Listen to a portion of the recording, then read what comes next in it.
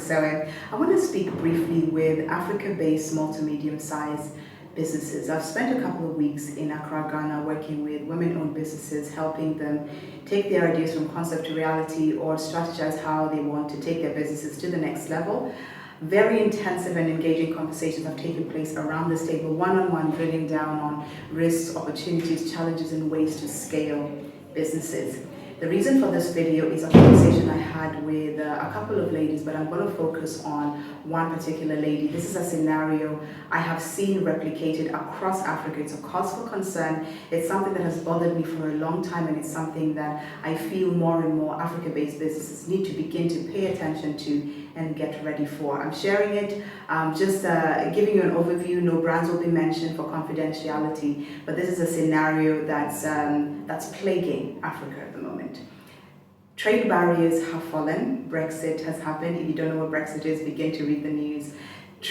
Donald Trump is making changes to make America great again. And so changes are happening there. Trade agreements are being renegotiated. China is taking over the world, like everybody seems to say. And so trade agreements are being negotiated. So you as a small business or medium business based in Africa are a player in that market, whether you know it or not, and whether you like it or not. So anything that's happening in all these parts of the world, with all the trade agreements being renegotiated, all those changes and policies happening, it's impacting your business in one way or another. This young lady, we've worked with her for a couple of years. When we first started working with her, her idea was just at infancy, and she wanted to find ways to scale. She went through training, business development training, she went through tech training, she went through some leadership and entrepreneurship training, and we provided mentorship and support. And her business has now grown to the point where she's attracted some international attention, a good problem to have, because that's what we wanted, that's what she wanted eventually. So the proposal she has received from 2 interested parties in North America. She's had proposals from parties, or a party in Europe, is an opportunity that I want to share with you to begin to analyze ways that it could possibly affect your business if you receive something similar. She has built an e-commerce platform. She's built a network of vendors. She's built access to high quality products in this ecosystem.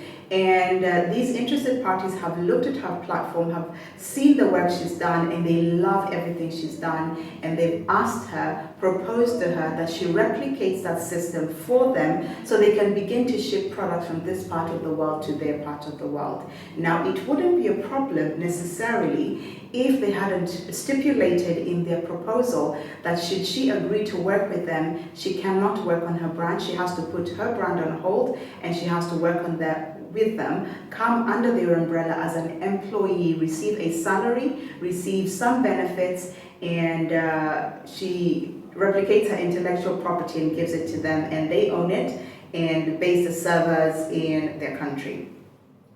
This scenario is being replicated across Africa, even as we speak, or even as I share this video with you. There's multiple, very creative, very innovative young business owners, older business owners that have created amazing solutions to problems. They have been looked at, identified as fantastic targets to either acquire or partner with, and depending on their ability to understand business or international trade and negotiate, they have either sold their lives away or their brands away, or negotiated good partnerships.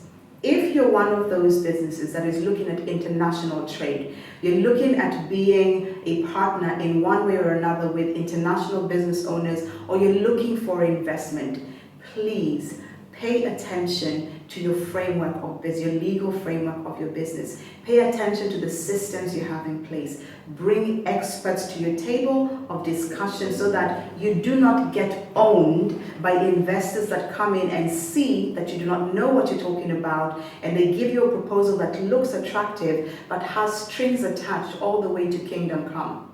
So if you're a business owner, this is my plea to you in providing strategy advice. I am pleading with you to begin to invest in systems, begin to invest in experts, begin to invest in lawyers, begin to invest in strategy advisors, consultants, begin to invest in international trade experts to teach you the type of questions you need to ask, to teach you the type of things you need to look out for, to teach you the value of what you have, and to teach you the long-term potential of what it is that you have created. There's a particular business, not the one I'm talking about, created an amazing hair product. It was loved in their country, it was loved in the region where they were. A huge brand, very well-known brand in Europe, or I'm not even sure if they're based in America, saw this opportunity, came to them with an amazing looking offer because the conversion rate of their currency to the currency of this particular business owner was very attractive. So it looked like a fantastic opportunity to take. The problem was the people they had at the table advising them and helping them negotiate that deal did not think 10 years into the future. They did not do the research of the number of potential clients they would have if they had done this work themselves and they built inroads and done their own marketing to reach those people. They were acquired, their intellectual property was taken, they can never use that intellectual property, they will never be able to say they did not negotiate a seat at the table as a board advisor, anything at all. They were simply owned for good. And they now have to come up with another idea, which might never happen again, because some inspiration is divine, and if you make a mess of your inspiration, you might never have another opportunity again. So this is my advice to you. Get knowledgeable about your industry, understand what's happening in the global markets, read the news even if you don't like it, understand what's happening in politics because politics affects everything.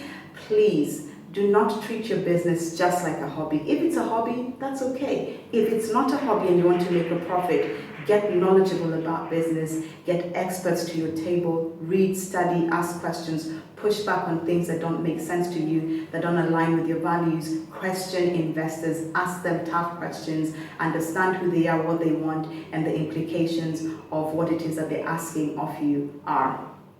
I hope that has been useful. There's so much more that I can share with you, but I really wanted to share this because it's burning in my bones. it's burning in my bones. I'm seeing so many small businesses in Africa just selling their rights away, giving their stuff away for free without knowledge of the actual value and the potential it has in the global economy. Thank you so much for listening. If you want to connect, if you have any questions, hit me up in the DM, and I look forward to hearing from you. Take care and God bless.